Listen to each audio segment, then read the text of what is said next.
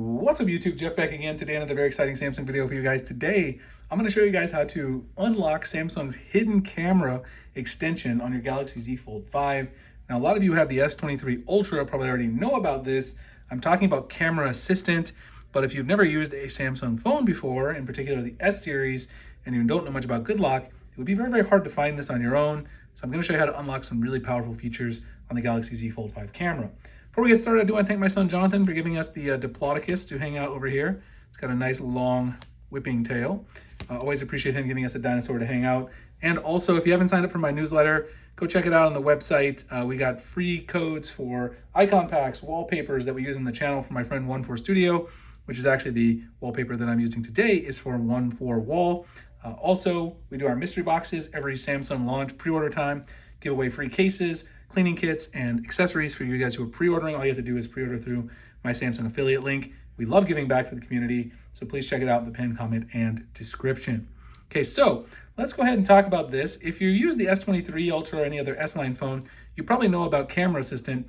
Now, the way you find Camera Assistant is you go into the Galaxy Store, and it's actually a Good Lock module. So if you have Good Lock installed, it'll also show up inside of your Good Lock list, but you don't have to download this as part of Good Lock.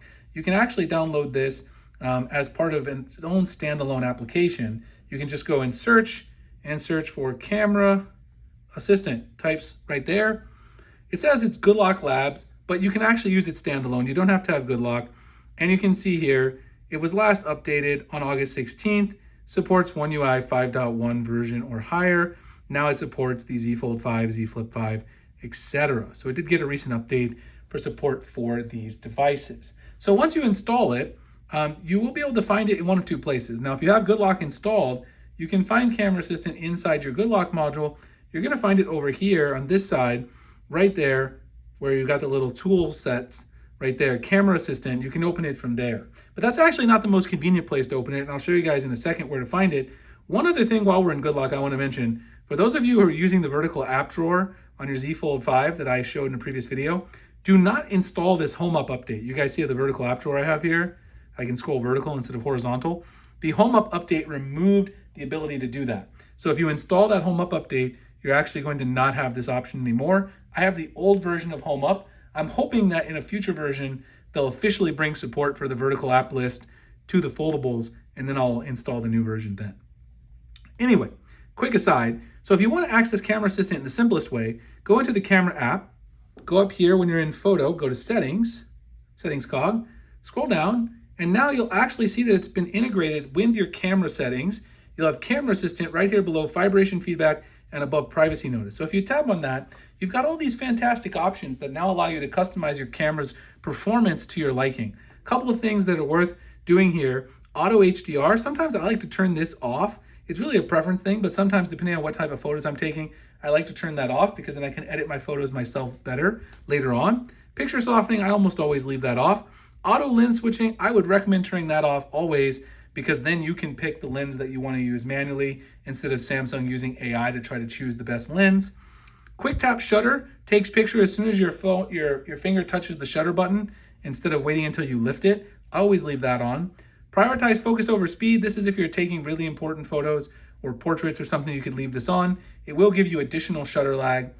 You can also choose the capture speed. You can prioritize quality the most, balance speed and quality, or prioritize speed. Now, if you prioritize the quality, of course, that's also going to lead to slightly slower capture.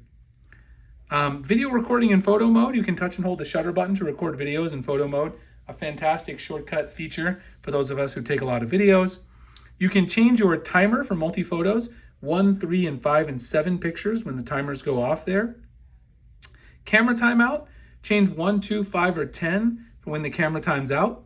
Dim screen while recording, I always like to have this because that way I don't lose too much battery life. And then clean preview on HDMI display, show the camera preview without settings or buttons on HDMI connected devices. I don't do this too often, even though I do create content on YouTube myself very often. It's not a feature that I even use, but it is one that I would leave on because if I ever did connect it to an external display for monitoring, I would rather not have all of these. They're talking about these surrounding option buttons. You just want the picture to kind of examine the quality of the picture. Anyway, that's where you guys can find it. You can either find it in the camera settings or inside Good Lock if you haven't installed. It would be over here on the Life Up side, right there. And it's a very, very awesome module. I've did quite a few videos on it, so check those out. I'll link them below. For when this feature actually came out in the S22 Ultra last year, I made a full kind of tutorial of what it does and went over the features in a little more depth. They're always adding new features as well. They've added some new ones in the One UI 6.0 beta. Those should eventually come to the Z Fold 5 as well. So very, very exciting stuff on the horizon. Anyway, I hope you guys enjoyed the video. Like, comment, subscribe with the notification icon. And also, if you guys want to check out the newsletter, get in some of those promos, mystery boxes, news about the latest icon packs, wallpaper packs, and get some of those promo codes from my friend One4 Studio. Appreciate you guys. Check out the video. I'll see you in the next one. Thanks a lot for watching.